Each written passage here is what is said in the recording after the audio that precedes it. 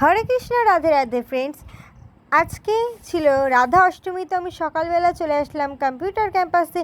তো সেখানটাতে আস্তে আস্তে তো আমার অবস্থা প্রায় শেষ, কারণ মার্কেটে যে এতটা রৌদ্র বার হয়েছে তা কি বলবো।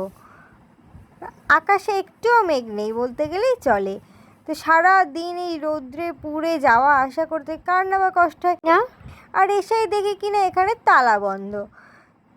আর তোমাদেরকে একদিন দেখিয়েছিলাম না যে মন্দিরটা কাজ হচ্ছে, তো দেখো মন্দিরের কাজটা অনেকটাই হয়ে গিয়েছে, এখনও কাজটা বাকি।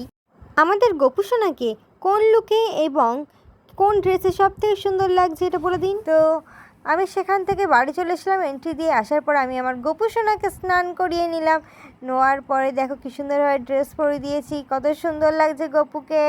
তোমরা সবাই কমেন্টসে রাধে রাধে হরে কৃষ্ণ জানিও রাধাষ্টমী স্পেশালভাবে।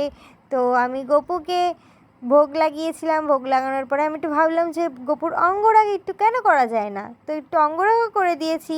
তো আমি জানি না অঙ্গরাগটা কখন অ্যাকচুয়ালি করতে হয়, এর কোনো মেনলি টাইম থাকে কি না। তো আমি গপুকে এখন বসে বসে কী করবো ভাবছিলাম, তাই আমি একটু অঙ্গরাগ করে দিয়েছিলাম। তারপরে আমি আবার বিকালবেলা চলে এসেছিলাম ক্যাম্পাসে। তো সেখান থেকে যখন আমি ফিরছিলাম তখন আকাশে দেখো কী মেঘ। তো সেই মেঘ মাথায় করে নিয়ে ভয়ের চোটে বাড়িতে পালিয়ে এলাম।